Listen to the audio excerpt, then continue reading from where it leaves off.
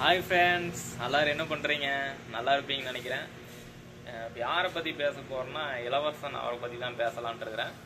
இளவரசன் பார்த்தீங்கன்னா கார் வச்சிருக்கிறாரா இல்லையா, அவர் கார் என்னாச்சு அப்படின்னு சொல்லி நீங்கள் நினச்சிங்கன்னா, அவர் கார் பார்த்தீங்கன்னா அவர் சின்ன ஒரு டரனில் வளையும் போது சின்ன ஒரு ஆக்சிடெண்ட் ஆயிடுச்சு. அதெல்லாம் பார்த்தீங்கன்னா நிறைய ஆக்சிடெண்ட் ஆயிடுச்சு அந்த கார் எடுத்ததுலேருந்தே அவருக்கு அதனால் அவர் தரேன்னு சொல்லிட்டு தான் இருந்தார். வேறு கார் புதுசாகவே ஒன்று எடுத்துக்கலாம் அப்படின்னு சொல்லிட்டு கார் தந்துடலாம் அப்படின்னு சொல்லிட்டு என்கிட்ட கூப்பிட்டு சொன்னார். நானுமே பார்த்தீங்கன்னா சரிங்க, நீங்கள் சொல்லுங்கள், உங்களுக்கு எப்போ தரேன்னு சொல்கிறீங்களோ அப்போ கொண்டு தந்துடலாம் அப்படின்னு நான் சொன்னேன் நான். அதனால் பார்த்தீங்கன்னா கார் நாம் புதுசாகவே எடுத்துக்கலாம், எந்த கார் எடுக்கலாம் அப்படின்னு சொல்லி கேட்டிருந்தாரு. நான் இருந்துட்டு சில கார்கள் சொல்லியிருந்தேன் ஃபஸ்ட்டு. அதுக்கப்புறம் இப்போதைக்கு கார் வேண்டாங்க எனக்கு, இப்போ கார் இருந்தாலும் நானும் வேறு கம்மெண்ட் இருக்க மாட்டேன், கார் இப்போ நிறைய செலவு வேறு இருக்குது, அதனால் கார் நம்ம வித்தரலாம் அப்படின்னு சொல்லி சொன்னார். விற்றாலுமே பார்த்தீங்கன்னா இப்போ இருக்கிற கண்டிஷனில் அது பார்த்தீங்கன்னா கொஞ்சம் கம்மியாக அந்த ரேஞ்சுக்கு தான் போகுது. ஏன்னா கொஞ்சம் அடிபட்டுருச்சு, டரன் வளையும் போது கொஞ்சம் பஸ்ஸுலலாம் கொஞ்சம் அடிபட்டுருச்சு. அப்புறம் பார்த்தீங்கன்னா சில ஆக்சிடெண்ட் எல்லாம் ஆயிடுச்சு, உங்களுக்கே தெரியும். ஒரு பெரிய ஒரு ஆக்சிடெண்ட் ஆச்சு, அவர் ஸ்டேஷனில் இருக்கிற வீடியோ எல்லாம் போட்டிருப்பார் உங்களுக்கு, இந்த மாதிரி கேஸ் ஆயிடுச்சு அப்படின்லாம். அதனால் பார்த்தீங்கன்னா கார் வேண்டாங்க, கார் இருந்தாலும் எனக்கு கொஞ்சம் டைம் சரியில்லை, நான் சில நாள் கழித்து நான் ஒரு புது காராகவே எடுத்துக்குவேன் அப்படின்னு சொல்லி சொன்னார். சரின்னு சொல்லிட்டு அதுக்கு பார்த்தீங்கன்னா ஒர்க் ஷாப்பில் விட்றதுக்கு பார்த்தீங்கன்னா ஃபேர் பாக்ஸ் எல்லாமே பார்த்தீங்கன்னா ஒரு 5000 ரூபாய்க்கு வாங்கி வச்சுருக்கிறேன் அப்படின்னு சொல்லி சொன்னார். அதுக்குள்ளேயே பார்த்தீங்கன்னா மாதம் இதுக்கும் வேறு டீல் கட்டணுமா, அதனால் என்ன சொல்கிறாரு அப்படின்னா நம்ம தந்துடலாம், ஃபைனான்ஸ்கார் வர சொல்லி தந்துடலாம் அப்படின்னு சொல்லிட்டு ஃபைனான்ஸ்காருக்கு சொல்லியிருந்தார். அதனால் சரி நானுமே ஃபைனான்ஸ்காரு போனோம், போயிட்டு கார் நீங்கள் எடுத்துங்க, எனக்கு இப்போதைக்கு வேண்டாங்க அப்படின்னு. இவருக்கு தான் லாஸு, ஏன்னா 1.5 லட்சம் கட்டியிருக்கிறாரு, கட்டி எடுத்தது இவருக்கு தான் லாஸு. அதனால பார்த்தீங்கன்னா காருக்குமே பார்த்தீங்கன்னா 50, 60, 70 ரூபா பக்கம் செலவு இருக்குது, அந்தளவுக்கு டேமேஜ் ஆயிடுச்சு. நான் உங்களுக்கு அந்த வீடியோ காட்டுறேன் பாருங்கள். இது இளவரசன் அவர் பார்ப்பாருன்னு நினைக்கிறேன். ஏன்னா பார்த்து என்ன காரு மறுபடியும் ஞாபகப்படுத்தி வீடியோ ஞாபகம் வருது அப்படின்னு அவர் நினச்சா சங்கடம் எதுவும் படாதீங்க.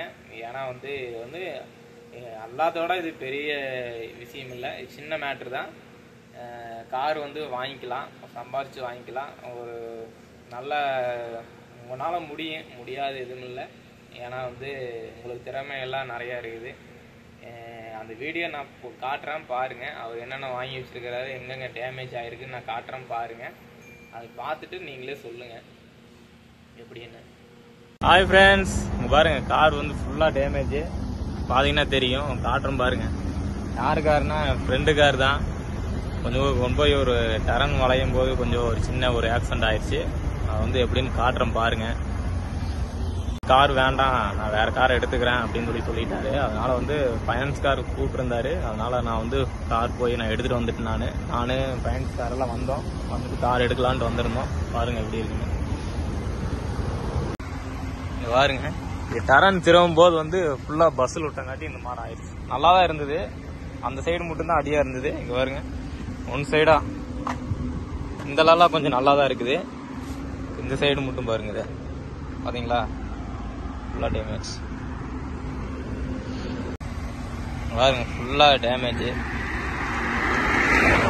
தெரியுதுங்களா, இந்த இடம் பாருங்க. பாருங்க இந்த சைடு ஃபர்ஸ்ட் பாத்தீங்கன்னா இந்த இடம் தான் டேமேஜா இருந்தது, உங்களுக்கே பார்த்தா தெரிஞ்சிருக்கும். இப்போ பாத்தீங்கன்னா இது ஃபுல்லாவே அடி. லெஃப்ட் சைடு எல்லாம் ஃபுல்லா நல்லா இருக்கு, ரைட் சைடு தான் ஃபுல்லா அடி வாங்கிடுச்சு. பாருங்க ஃபேர் பாக்ஸ் எல்லாம் வாங்கி வச்சிருக்கிறாரு. அதுக்குள்ளேயே கொஞ்சம் சின்ன வேலைங்கனால ஃபைனான்ஸ் கார் ஃபோன் பண்ணங்காட்டி போய் கார் எடுக்கலான்ட்டு வந்தோம். பாருங்க மற்றபடி ஃபுல்லா கார் நல்லா தான் இருக்குது. டயர் 4 டயரும் மாற்றணும். வீடியோ பார்த்துருப்பீங்க, பார்த்தீங்களா எவ்வளோ கார் கொஞ்சம் நிறைய டேமேஜ் ஆகிருக்குது. ஏன்னா பரவாயில்ல, இவர் அந்த ஆக்சிடெண்ட்டில் தப்பிச்சு வந்ததே பெரிய விஷயம். டரன் வளையும் போது கவர்மெண்ட் பஸ்ஸில் விட்டுட்டாங்கிற வர பஸ் டக்குன்னு வந்துருச்சு. பரவாயில்ல, சென்டராக விடாமல் டக்குன்னு வளைச்சிட்டாரு. வளைச்சங்காட்டி இந்த அடியோட முடிஞ்சது.